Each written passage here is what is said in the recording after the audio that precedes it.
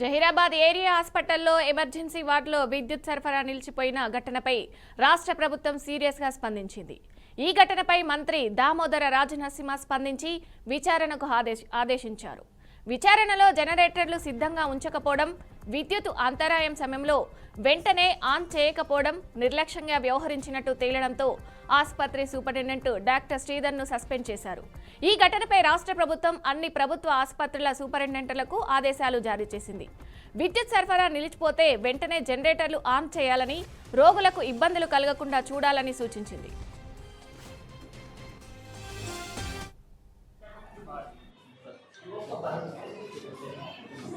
Short circuit होते जो है सो बंद हो गया सर, पूरा ऑटोमेटिक बंद हो जाता है।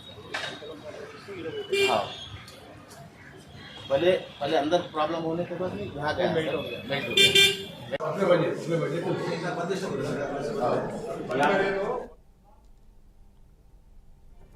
నిన్న ఏరియా ఆసుపత్రిలో సెల్ ఫోన్ లైట్ వెలుతురులో వైద్య సేవలు అందించాల్సిన పరిస్థితి ఏర్పడిందని వైద్య సిబ్బంది తెలిపారు.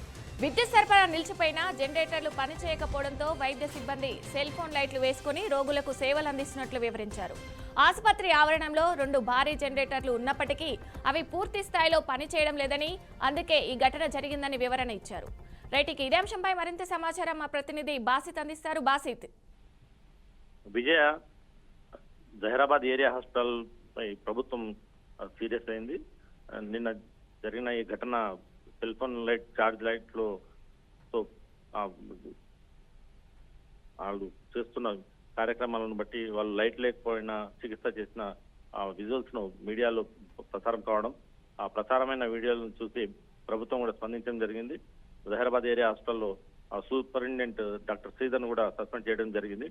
ఎమర్జెన్సీ వార్డులో పవర్ సప్లై ఆగిపోయి రోగులు ఇబ్బంది పడినట్లు, సెల్ ఫోన్ లైట్లు వెలుతురులో పేషెంట్లకు ట్రీట్మెంట్ అందించినట్లు నిన్న మీడియాలో వచ్చిన వార్తపై మంత్రి దామోదర రాజనరసింహ స్పందించడం జరిగింది.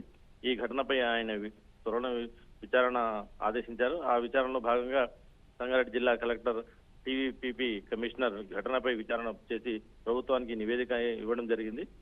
పవర్ కట్ సమయంలో జనరేటర్లు ఆన్ చేయకుండా ఆలస్యం చేసినట్టు విచారణలో తేలడంతో హాస్పిటల్ సూపరింటెండెంట్ శ్రీధర్ కుమార్ ను సస్పెండ్ చేస్తూ ప్రభుత్వం ఆదేశాలు జారీ చేయడం జరిగింది. జనరేటర్లు సిద్ధంగా ఉన్న 2 అక్కడ ఉన్నా కానీ పూర్తి స్థాయిలో పనిచేయడం లేదని, విద్యుత్ అంతరాయం ఏర్పడినప్పుడు పేషెంట్లకు ఇబ్బంది కలగకుండా చూసుకోవాలని చెప్పి మరోసారి అన్ని హాస్పిటల్ సూపరింటెండెంట్ కూడా ఆరోగ్య శాఖ అక్కడి నుంచి ఆదేశాలు జారీ చేయడం జరిగింది. ఈ విధుల్లో నిర్లక్ష్యం చేస్తే ఎంతటి వారినైనా కఠిన చర్యలు తప్పవని చెప్పి కూడా ఈ సందర్భంగా ప్రభుత్వం హెచ్చరించడం జరిగింది. విజయ, ఇప్పుడు పేషెంట్స్ ఎలా స్పందిస్తున్నారు హాస్పిటల్ పై?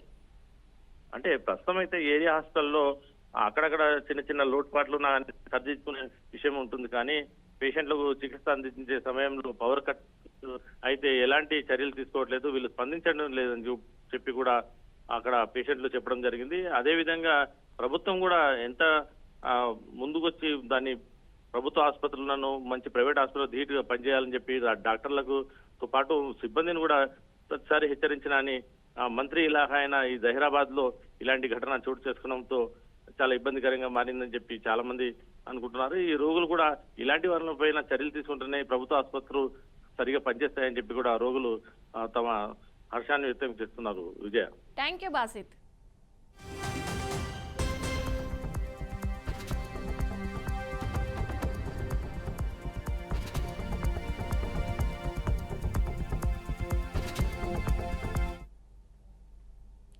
నిండు నూరేళ్లు కలిసి జీవించాల్సిన భార్యాభర్తలు క్షణిక ఆవేశాలతో దారుణాలకు ఒడిగడుతున్నారు. అనుమానం పెనుభూతమై భార్యలను అంతమొందిస్తుంది. తాజాగా ఇలాంటి ఘటనే కడపలో చోటు చేసుకుంది. కట్టుకున్న భర్తే ఆమె పాలిట కాలయముడిగా మారారు. అనుమానం పెనుభూతంగా మారి ఆ పచ్చని కుటుంబంలో చిచ్చులేపింది. కడప జిల్లా చెన్నూరు మండలంలో కొత్త గాంధీ నగరంలో భార్యపై అనుమానంతో భార్య లక్ష్మీ కుమారిని ఇవాళ తెల్లవారుజామున 3 గంటల సమయంలో ఉరివేసి చంపేశాడు. భార్యని చంపిన తర్వాత తాను కూడా ఆత్మహత్య చేసుకున్నాడు. ఘటనతో అక్కడ విషాద ఛాయలు అమలుకున్నాయి.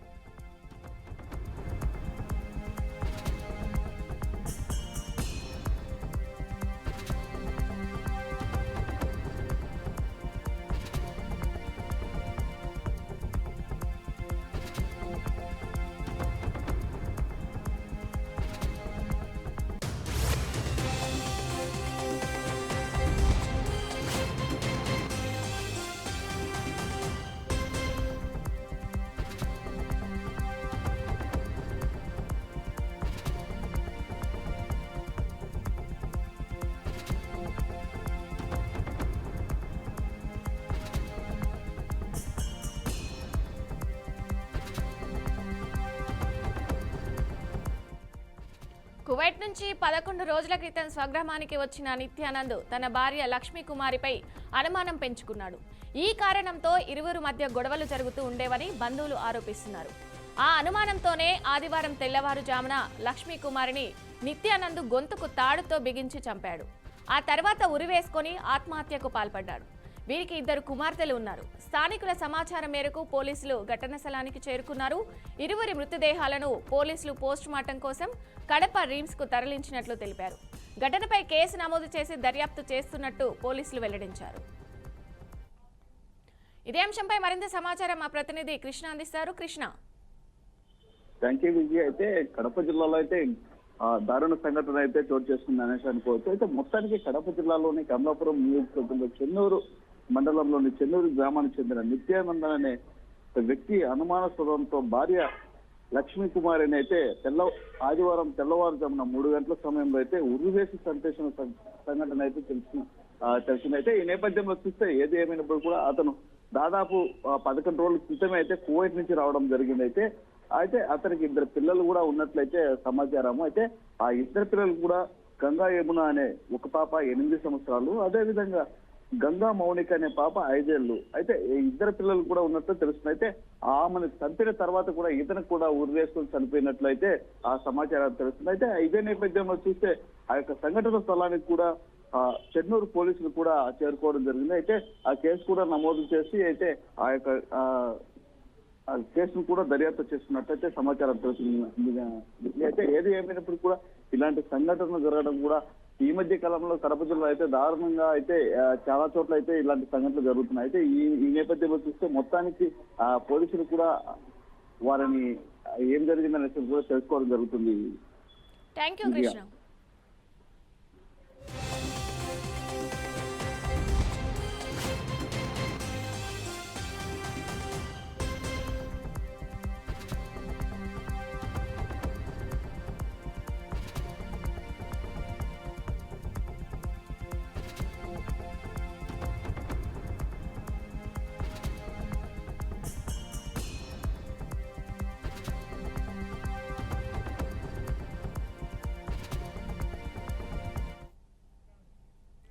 ఆంధ్రప్రదేశ్ రాజధాని అమరావతిలో క్వాంటమ్ వ్యాలీ టెక్నాలజీ పార్క్ ఏర్పాటుకు సంబంధించిన ఉత్తర్వులను రాష్ట్ర ఐటీ శాఖ జారీ చేసింది. 2026 జనవరి 1 నాటికి క్వాంటమ్ వ్యాలీ టెక్నాలజీ పార్కును సిద్ధం చేయాలనే లక్ష్యంతో ప్రభుత్వం ఒక అవగాహన ఒప్పందాన్ని ఖరారు చేస్తూ ఉత్తర్వులు ఇచ్చింది. ఈ పార్కు నిర్మాణానికి 3 ప్రముఖ సంస్థలతో ఆంధ్రప్రదేశ్ ప్రభుత్వం ఒప్పందం కుదుర్చుకుంది. టాటా కన్సల్టెన్సీ సర్వీసెస్, లారెన్స్ అండ్ టూబ్రో, ఐబీఎం సంస్థలు ఈ పార్కు నిర్మించనున్నాయి. ఐబీఎం సంస్థ 156 క్యూబిన్ క్వాంటమ్ సిస్టమ్ను 2ను ఏర్పాట్లు చేయనుంది. TCS quantum computering services solutions సేవలతో పాటు క్వాంటంపై పరిశోధన, హైబ్రిడ్ కంప్యూటరింగ్ స్ట్రాటజీస్ను అందించనుంది. ఎల్ఎన్టీ క్లయింట్ నెట్వర్క్ స్టార్టప్ల నిర్వహణకు అవసరమైన ఇంజనీరింగ్ నైపుణ్యాన్ని అందించనుంది.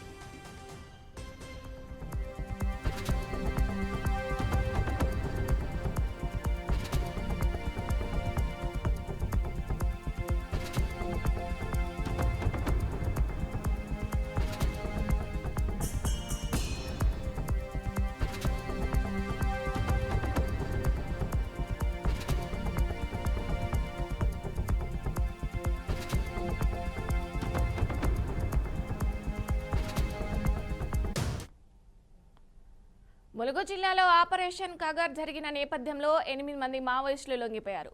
శనివారం ములుగు ఎస్పీ డాక్టర్ శబరీష్ ఎదుట 8 మంది మావోయిస్టులు లొంగిపోయినట్లు ఎస్పీ తెలియజేశారు. ఛత్తీస్గఢ్, మహారాష్ట్రకు చెందిన వారికి ప్రభుత్వ సాయం కింద ఒక్కొక్కరికి 25,000 ఆర్థిక సాయం అందజేశామన్నారు. లొంగిపోయిన వారిలో డివిజన్ కమిటీ సభ్యులు దోర్పేటి మిర్గి, ఏరియా కమిటీ సభ్యురాలు మడవి టీజో, ఏరియా కమిటీ సభ్యులు మీడియం భీమాతో పాటు సభ్యులు ఉయిక అనిత, మడకం కమలేష్, సోయం భీమ్, మడవి మడక, మడవి ఇడుమం ఉన్నట్లు పేర్కొన్నారు. ఈ ఏడాది జనవరి నుంచి ఇప్పటి వరకు తెలంగాణ రాష్ట్రంలో మొత్తం 355 మంది మావోయిస్టులు లొంగిపోయారు. ఇందులో 68 మంది ములుగు జిల్లాలో లొంగిపోయినట్లు తెలిపారు.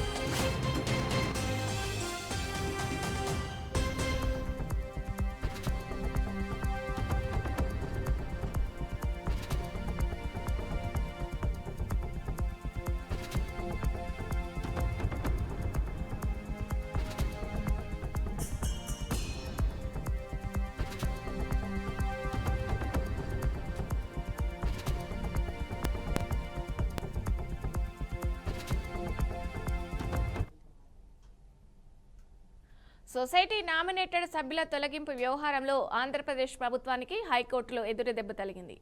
చట్టం, సొసైటీ బైలా నిబంధనలు అనుమతిస్తున్న సందర్భంలో మాత్రమే నామినేటెడ్ సభ్యులను పదవుల నుంచి తొలగించేందుకు ప్రభుత్వానికి అధికారం ఉంటుందని హైకోర్టు స్పష్టం చేసింది. వారిని రాజీనామా చేయాలని కోరడం లేదా తొలగించే అధికారం ప్రభుత్వానికి ఉండదని పేర్కొంది. రాజకీయ కారణాలతో నామినేటెడ్ సభ్యులుగా నియమితులైన వారిని పదవుల నుంచి తొలగించే విచక్షణ అధికారం రాష్ట్ర ప్రభుత్వానికి ఉండదంటూ సింగిల్ జడ్జి ఇచ్చిన తీర్పును హైకోర్టు ప్రధాన న్యాయమూర్తి జస్టిస్ ధీరజ్ సింగ్ ఠాకూర్ నేతృత్వంలోని ధర్మాసనం రద్దు చేసింది. జిల్లా పశుగణ అభివృద్ధి సంఘం పాలక వర్గంలో నామినేటెడ్ సభ్యుల పదవీకాలం ముగియక ముందే రాజీనామా చేయాలని కోరడం, పదవుల నుంచి తొలగించడాన్ని హైకోర్టు ఆక్షేపించింది. సభ్యులను తొలగిస్తూ ప్రకాశం జిల్లా కలెక్టర్, విజయనగరం, చిత్తూరు, పశ్చిమ గోదావరి జిల్లాలకు చెందిన అధికారులు ఇచ్చిన ఉత్తర్వులను కొట్టివేసింది.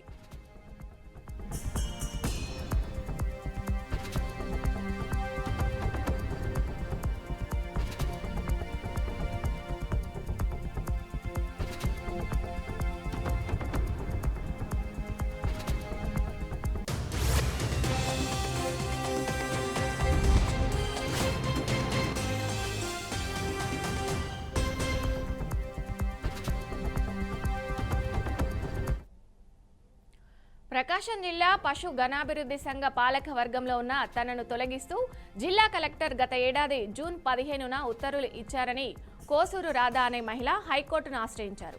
ఇదే తరహాలో తనను కూడా రాజీనామా చేయాలని అధికారులు ఇచ్చిన ఆదేశాలను సవాలు చేస్తూ విజయనగరం జిల్లాకు చెందిన బంగారు నాయుడు, చిత్తూరు జిల్లాకు చెందిన సంతోష్ కుమార్, పశ్చిమ గోదావరి జిల్లాకు చెందిన సుందరరావు వేర్వేరుగా పిటిషన్లు దాఖలు చేశారు.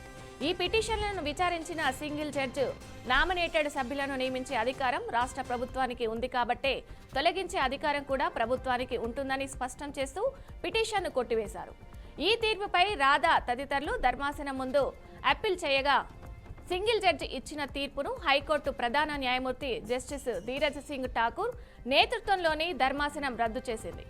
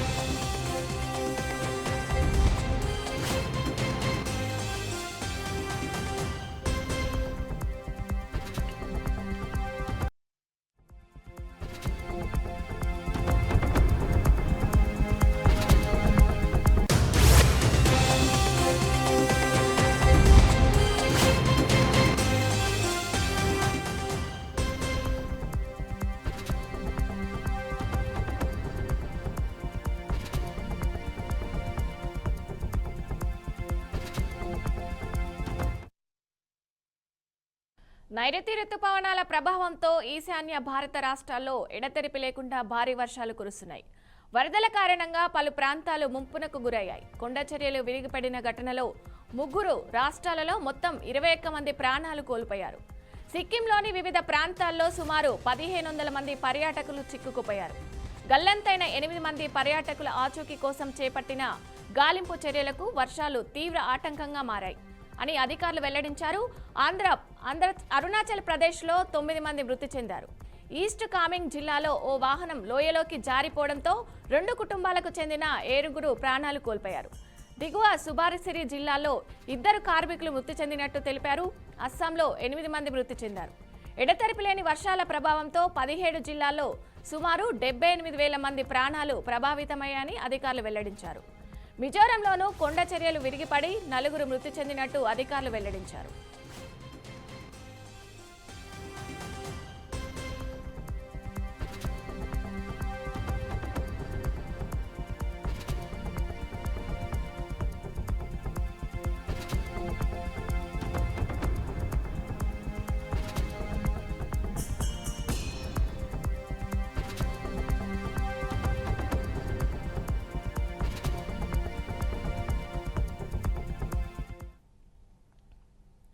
పశ్చిమాఫ్రికా దేశమైన నైజీరియాలో భారీ వర్షాలు, వరదలు తీవ్ర విషాదాన్ని మిగిల్చాయి. గురువారం నుంచి ఎడతెరిపి లేకుండా కురుస్తున్న వర్షాల కారణంగా పలు ప్రాంతాలు జలదిగ్బంధంలో చిక్కుకున్నాయి. దీనితో పాటు ఓ భారీ డ్యాము కుప్పకూలడంతో వరద ఉధృతి ఊహించని స్థాయికి చేరింది. ఫలితంగా పరిస్థితి మరింత దారుణంగా మారింది. ఈ ప్రకృతి విపత్తు కారణంగా ఇప్పటి వరకు 151 మంది మృతి చెందినట్టు అధికార వర్గాలు ధృవీకరించాయి. ఇంకా మృతుల సంఖ్య ఇంకా పెరిగే అవకాశం ఉన్నట్టు అధికారులు తెలిపారు. ప్రభావిత ప్రాంతాల్లో సహాయక చర్యలు ముమ్మరంగా కొనసాగుతున్నాయని అధికారులు వెల్లడించారు.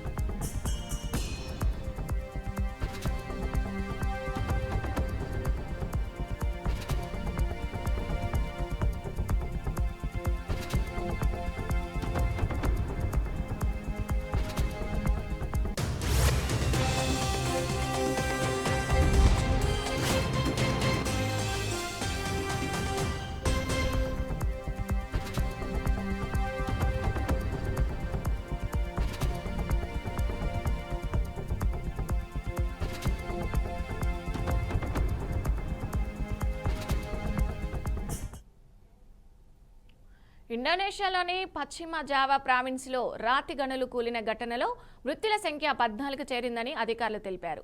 సిరేబాన్ జిల్లాలో శుక్రవారం గూనుంగు కూడా అనే రాతి గని కూలడంతో 24 మందికి పైగా అందులో చిక్కుకున్నట్లు సమాచారం. సహాయక బృందాలు 10 మృతదేహాలను వెలికితీశాయి. గాయాలైన 12 మందిని రక్షించారు. శుక్రవారం రాత్రి మరోసారి 4 మృతదేహాలను గుర్తించడంతో మొత్తం మృతుల సంఖ్య 14కు చేరిందని national search and rescue agency వెల్లడించింది.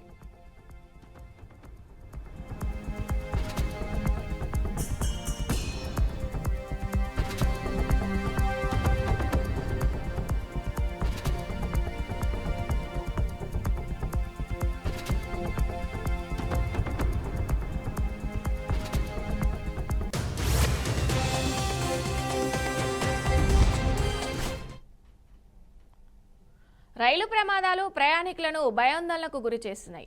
తాజాగా ఘోర రైలు ప్రమాదం చోటు చేసుకుంది. రష్యాలో ఘోర రైలు ప్రమాదం జరిగింది. ఒక వంతెన కూలిపోవడంతో ఒక ప్యాసింజర్ రైలు పట్టాలు తప్పింది. కొన్ని బోగీలు కింద పడ్డాయి. దీంతో ప్రయాణికులు ప్రాణభయంతో వణికిపోయారు. కేకలు వేస్తూ పరుగులు తీశారు. ఈ ప్రమాదంలో 7 మరణించగా దాదాపు 30 మంది గాయపడ్డారు. అయితే మృతుల సంఖ్య పెరిగే అవకాశం ఉందని అధికారులు చెప్తున్నారు. ఉక్రెయిన్ సరిహద్దు సమీపంలోని రష్యాలోని బ్రయాన్స్క్ ప్రాంతంలో ఈ ప్రమాదం జరిగిందని రష్యా అధికారులు తెలిపారు. అత్యవసర సేవలు, ప్రభుత్వ అధికారులు సంఘటన స్థలంలో సహాయక చర్యలు చేపట్టారని గవర్నర్ అలెగ్జాండర్ బోగోమాచ్ తెలిపారు. 7 మృతి చెందారని, 2 పిల్లలు సహా మొత్తం 30 మంది గాయపడ్డారని ఆయన తెలిపారు.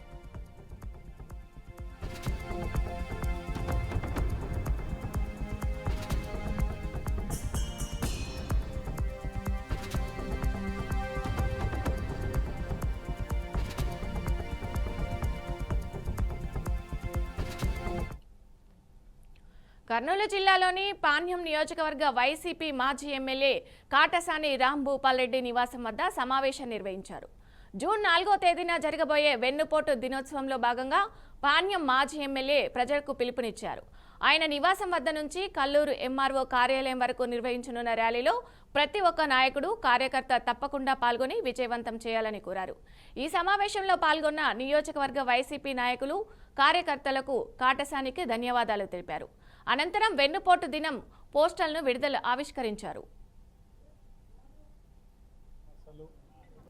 వాళ్ళ క్యాడర్తో అందరితో కూడా ఈరోజు మీటింగ్ పెట్టుకోవడం జరిగింది. రేపు జూన్ వెన్నుపోటు దినోత్సవం, వెన్నుపోటు రోజు జూన్ 4వ తేదీ వెన్నుపోటు దినంగా చేయాలనే ఉద్దేశంతోనే మా నాయకుడు ఈ రాష్ట్ర మాజీ ముఖ్యమంత్రి జగన్మోహన్ రెడ్డి గారు ఇచ్చిన ఆదేశం మేరకు మొత్తం జూన్ 4వ తేదీ ఈ కార్యక్రమం ఏర్పాటు చేయడం జరిగింది.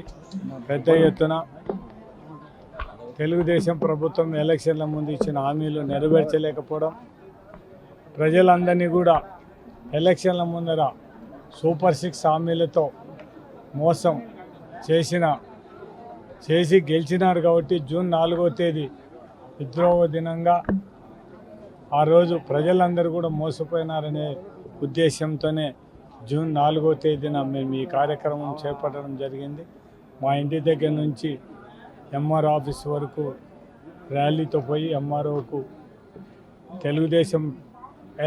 తెలుగుదేశం నాయకులు చంద్రబాబు నాయుడు వీళ్ళందరూ కూడా ఎలక్షన్ల కంటే ముందు హామీలు ఇచ్చి సూపర్ 6 హామీలు ఒకటి కూడా అమలుపరచకుండా ప్రజలను అన్యాయం చేసినారు. కాబట్టి అట్టందుకే మేము దీన్ని విద్రోహ దినంగా, వెన్నుపోటు దినంగా మేము పరిగణిస్తూ మేము ప్రజలకు ఏదైతే హామీలు ఇచ్చినారో హామీలన్నీ కూడా ఫుల్ఫిల్ చేయాలి. ఈ కక్ష సాధింపు చర్యలు అయితేనేమి, అక్రమ కేసులు అయితేనేమి, ఇప్పుడు ఈ వంశీ మీద అయితేనేమి, ఇంకా కొంతమంది గోవర్ధన్ రెడ్డి మీద అయితేనేమి, ఇవన్నీ కేసులు పెట్టడాన్ని, అదే పిల్లల రామకృష్ణారెడ్డి మీద వీళ్ళ మీద అక్రమ కేసులు పెట్టేదాన్ని కూడా ఇట్లా అక్రమ కేసులు పెడతారు. అవన్నీ కూడా కేసులు పెట్టకుండా నిష్పక్షపాతంగా ఎవరు తప్పు చేసినా కూడా యాక్షన్. ఇవి bulletin updates. Keep watching BRK news తెలుగుడి సత్తా.